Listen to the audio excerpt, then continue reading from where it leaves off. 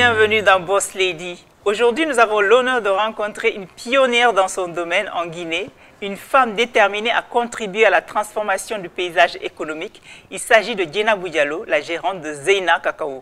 Dans un pays où les défis économiques peuvent être décourageants, mais où l'esprit d'entreprise brille toujours, Djenabou a su saisir l'occasion de créer une marque déposée de chocolat made in Guinée.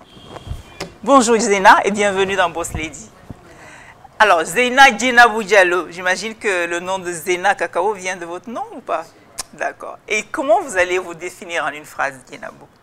Merci beaucoup. Je suis Diallo Djenabou. Je suis cette fille qui est très courageuse. Je suis aujourd'hui une femme très passionnée de mon métier. Je suis une femme qui aujourd'hui est déterminée à accompagner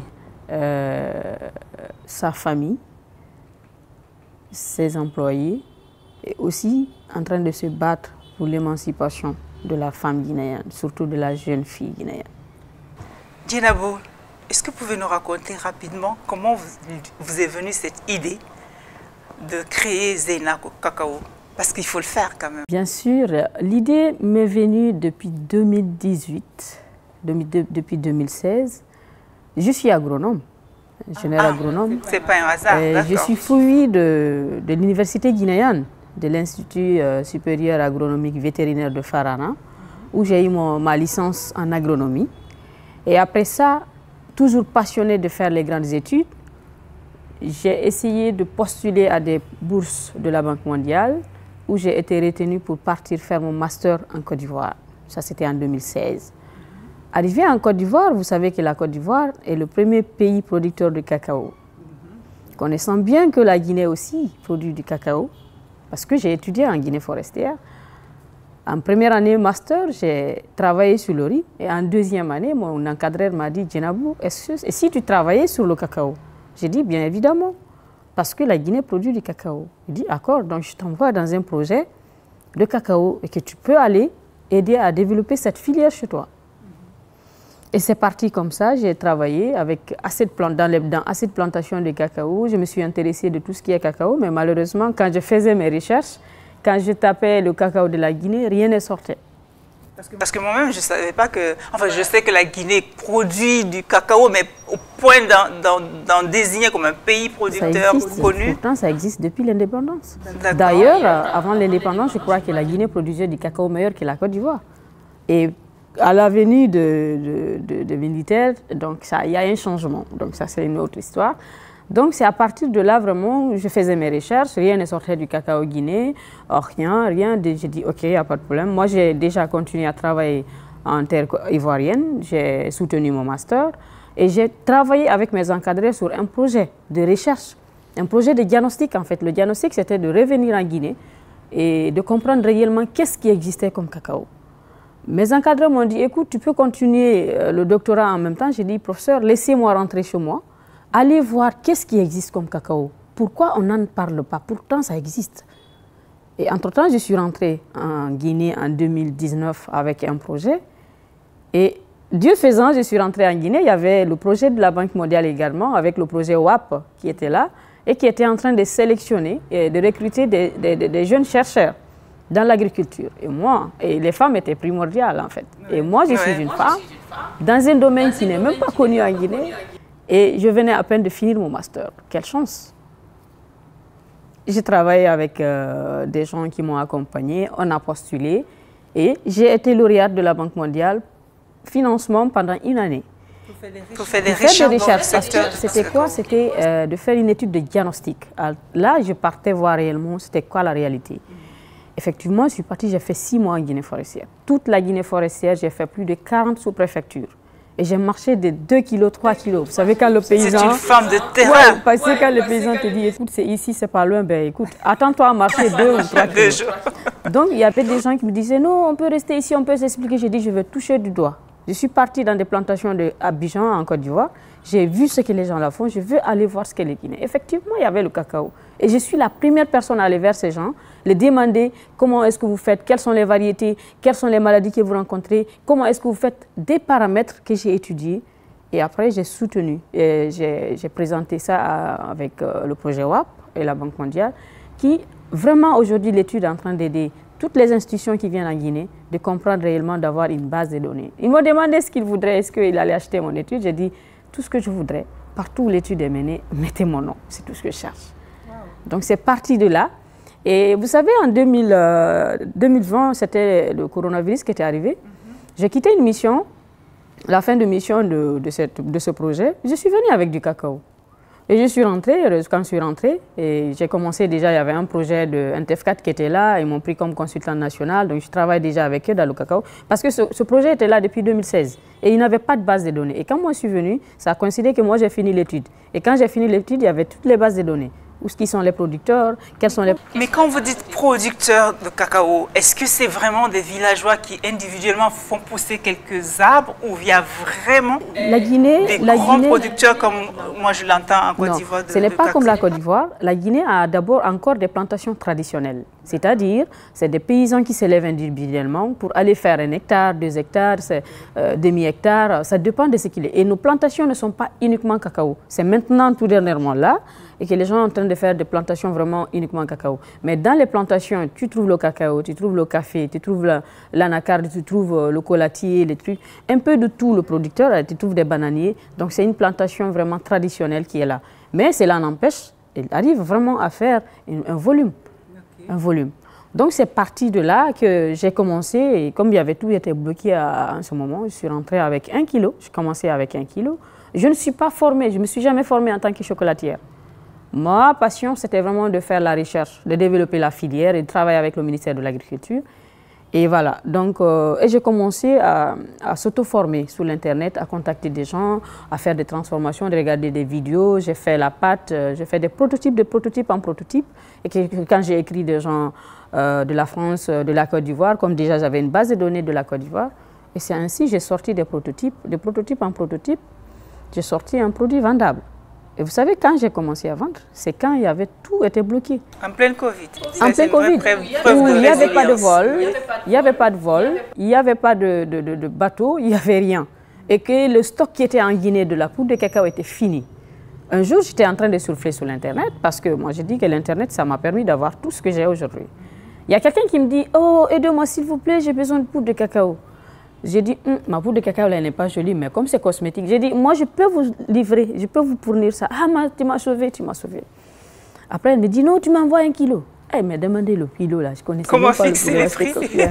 Bon, je me suis dit, tu as l'habitude d'acheter combien? Non, j'ai l'habitude d'acheter. Je dis, je te mets le prix, parce que pour moi, ma poudre, vraiment, elle n'est pas top.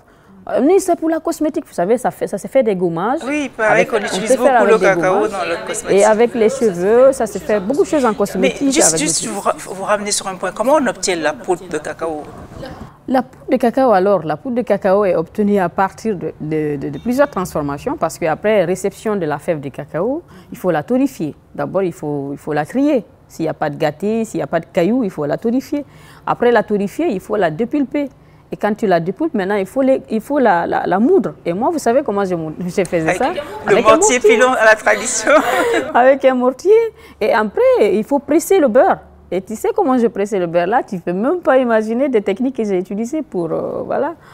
Après ça, maintenant, tu remets ça dans le froid et ça se coagule là. Après, maintenant, tu piles. J'ai pilé ça dans le mortier et que j'ai obtenu ma poudre de cacao et tu chantes du chocolat avec. Mais en fait, dans ce produit-là, déjà, j'essaie de décrire un peu le cacao, c'est des grains, n'est-ce pas? C'est des grains. Ça part de là. Mais dans ce produit-là, on a du beurre, on peut avoir la poudre. Oui. En fait, il y a une transformation. Après, quand tu torréfies, tu mets en pâte. Maintenant, il y a des procédés qui diffèrent. Il y a une pâte que tu peux scinder. Celle-là, tu ne vas pas la presser. Tu la mets en chocolat directement pour mélanger avec le sucre, avec les autres éléments. Il y a l'autre pâte que tu peux presser et que tu enlèves le beurre de cacao et que tu restes avec la poudre de cacao. Donc, il y a 3 procédés qui sont... Mais Zéna, alors, ça, j'arrête pas de vous appeler Zéna parce que c'est le nom. Qu'est-ce qui... Alors, l'idée de faire les recherches, je sais que les gens qui font les recherches ont cet esprit un peu curieux d'aller chercher à faire du chocolat, mais de là à faire une entreprise, est-ce que vous aviez encore la fibre entrepreneur quelque part? Oui, j'ai toujours eu cette fibre d'entrepreneur parce que je vendais des bonbons. Hein. quand je venais pour les vacances. Vous savez, j'ai étudié en Guinée forestière. Quand je venais en vacances, mes vacances n'étaient pas comme ça. En fait, je n'ai pas eu une enfance avec des jeux, des trucs. J'ai toujours une enfance un peu sérieuse, je peux dire, parce que quand on venait, il y avait ma belle-sœur qui avait son frigo, et nous, on attachait des bonbons, et puis je vendais. Des bonbons glacés, qu'on appelle bonbons glacés.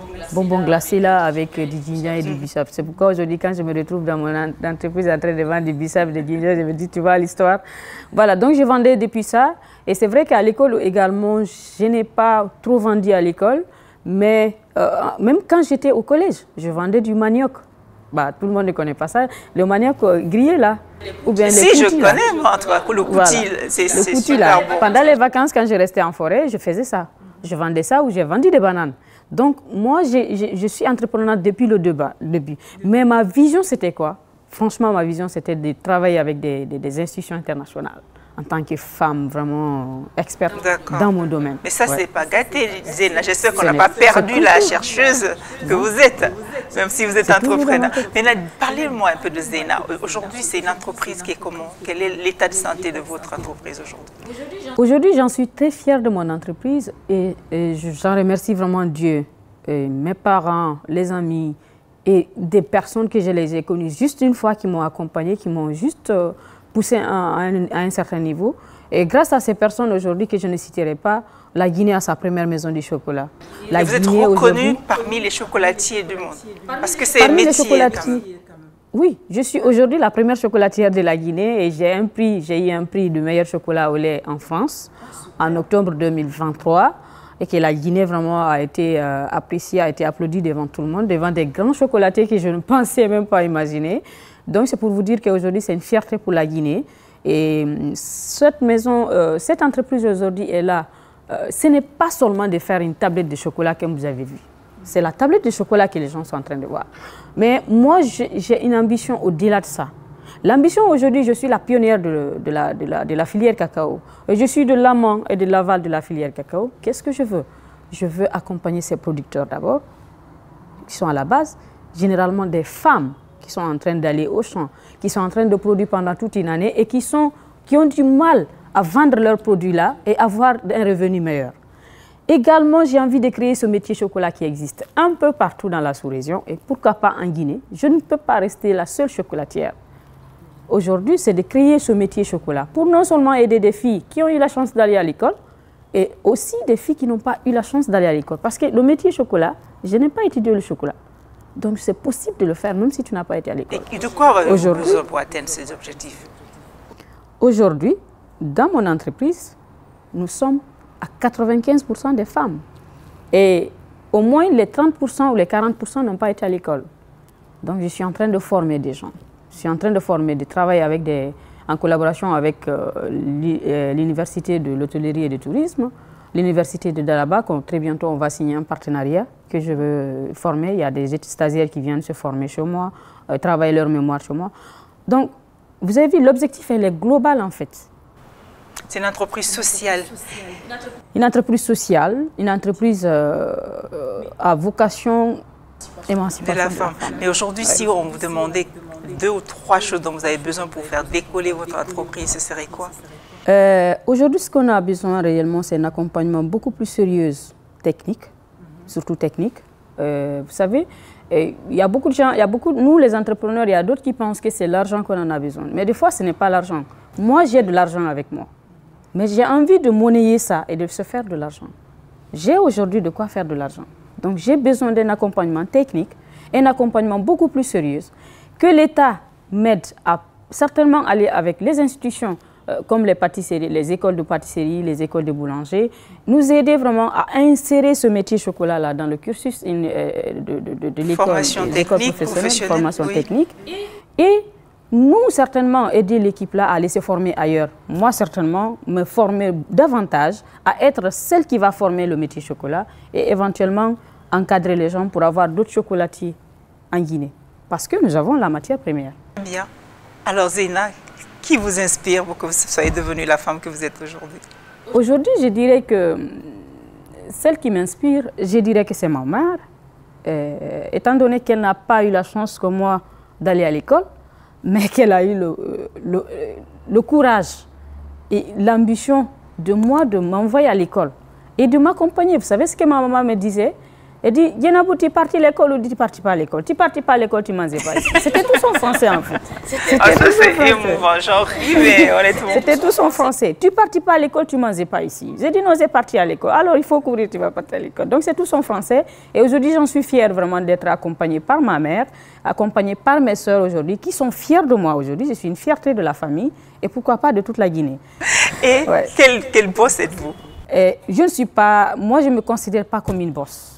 Moi, dans mon atelier, aujourd'hui, dans mon entreprise, quand vous venez, je vous assure qu'il y a des gens qui viennent dire que « Madame, s'il vous plaît, vous allez bien ?» Je dis « Oui, oui je veux voir la bosse. » J'ai dit « Ok, la bosse est sortie, dites-moi ce que vous voulez. » Non, moi, je vais voir. J'ai dit « Alors, prenez place. » On continue à travailler, comme tout le monde, il n'y a pas de problème. Je suis dans la main dans la pâte, je suis en tenue, je travaille. Voilà. Donc, ici, moi, j'encourage ici... je dis toujours aux filles, écoutez, ce n'est pas, deux fois c'est l'apparence, mais ce n'est pas l'apparence qui compte. Je veux que vous disiez ça dans la caméra ici, ce que vous dites aux filles. Donc, ce que je dis souvent avec les filles dans mon entreprise, des jeunes filles de moins de 25 ans ou de 30 ans, c'est que je vais leur dire, l'apparence ne compte pas beaucoup. Ce qui compte, c'est ce que tu donnes.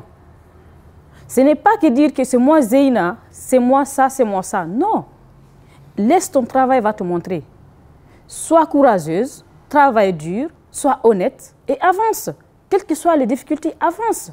Il faut toujours qu'on avance. Je lui dis, écoutez, on avance. Il y a le courant, coupure de courant, tout est bloqué. Je dis, écoutez, qu'est-ce qu'on fait? On reste tranquille. Le courant vient, on dit, on avance. On avance, on fonce, on fonce. On fonce, on avance, on ne s'arrête pas. Ce n'est pas parce qu'on nous traite de sexe faible qu'il faut faiblir. La preuve, on a des Zeyna qui sont des pionnières dans des domaines qu'on n'aurait pas imaginés pour le pays. C'est encourageant, c'est vraiment...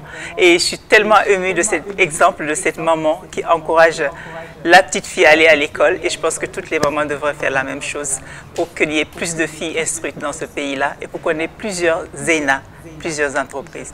Merci et à très vite pour une autre bourse de l'entrepreneuriat.